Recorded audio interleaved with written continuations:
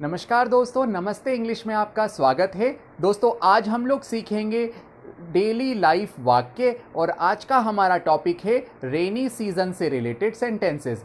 दोस्तों rainy season means वर्षा ऋतु।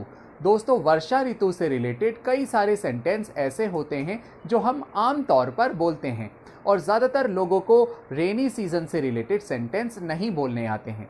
सो दोस्तों आज हम लोग वही आपके लिए लेकर आए हैं। जैसे अगर आपको इंग्लिश में कहना हो सुबह से बारिश हो रही है, तो आपको इसे इंग्लिश में आप कैसे कहेंगे? या अगर आपको कहना हो बारिश तेज हो रही है, तो इसे आप इंग्लिश में कैसे कहेंगे? या दोस्तों अगर आपको कहना हो मैं बारिश में भीग गया हूं, तो इसकी इंग्लिश क्या होगी? या अगर आपको कहना हो मेरे कपड़े गीले हो गए हैं, तो इसको इंग्लिश में आप कैसे कहेंगे? दोस्तों ज़्यादातर लोग ऐसे सेंटेंस में कंफ्यूज हो जाते हैं, तो आज हम लोग यही आपके लिए लेकर आए हैं। चलते हैं आज के लेसन की ओर। अगर आपको कहना है बारिश सुबह से हो रही है, सो दोस्तों ये काम आप प्रेजेंट परफेक्ट कंटिन्यूअस सेंटेंस में बनाते हैं। क्यों? क्योंकि इसमें हम टाइम दर्शा रहे हैं। तो ऐसे सेंटेंस जिसमें काम चल रहा है लंबे समय से, उसके सेंटेंस हम लोग हैव बीन और हैज़ बीन से बनाते हैं। अगर आपने कहा बारिश हो रही है सुबह से, तो इंग्लिश होगी it has been raining since morning. अगर आपने कहा बारिश हो रही है सुबह से, तो इसमें हम टाइम दर्शा रहे हैं कि ये काम सुबह से चल रहा है। तो ऐसे सेंटेंस हम लोग हैज़ बीन से बनाते हैं। अगर हमने कहा बारिश हो रही है, तो बारिश के लिए हम लोग ने यहाँ इट यूज किया है। It has been raining. Raining का मतलब होता है बरसना, वर्षा होना।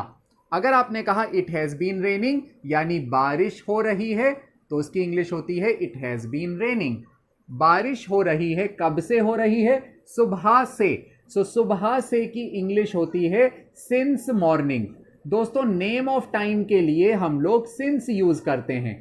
जैसे अगर हमने कहा सुबह से हो रही है, तो इंग्लिश होगी सिंस मॉर्निंग। दोपहर से तो इंग्लिश होगी सिंस आफ्टरनून। शाम से तो इंग्लिश होगी सिंस इवनिंग। ओके। बारिश हो रही है सुबह से, तो इंग्लिश होगी it has been raining since morning. ऐसे ही अगर आपने कहा बारिश तेज हो रही है, तो उसकी इंग्लिश होगी इट इज रेनिंग। यहां टाइम नहीं दर्शाया जा रहा है, इसलिए ये इज एम आर से बनता है। अगर आपने कहा बारिश हो रही है, तो उसकी इंग्लिश होती है इट इज रेनिंग। बारिश हो रही है, तो उसकी इंग्लिश होगी इट इज रेनिंग। बारिश हो रही है तेज, सो तेज को दोस्तों हम लोग कहते हैं हैवीली। हैवीली मीन्स होता है भारी। हैवी रेन यानी भारी वर्षा, और रेन हैवीली मतलब तेज बारिश। अगर आपने कहा बारिश तेज हो रही है, तो इंग्लिश होगी it is raining heavily. So heavily का मतलब होता है तेज, और बारिश हो रही है कि इंग्लिश होगी इट इज रेनिंग। ओके। अच्छा, अगर आपको कहना है मैं बारिश में भीग गया हूं, यहां ये काम प्रेजेंट परफेक्ट दर्शाता है कि काम पूरा हो गया है। तो ऐसे सेंटेंस में मैं बारिश में भीग चुका हूं, तो मैं की इंग्लिश होगी आई। मैं भीग चुका हूं, तो इंग्लिश होगी आई हैव। गेट का थर्ड फॉर्म होता है गॉट। मैं भीग चुका हूं, तो इंग्लिश होगी I have got drenched.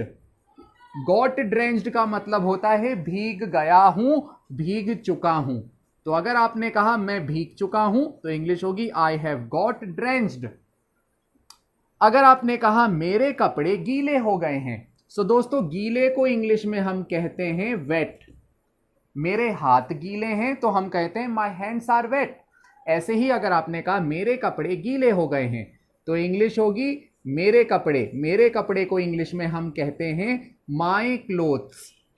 My clothes have got. Got wet का मतलब होता है गीला। ओके, गीला हो जाना।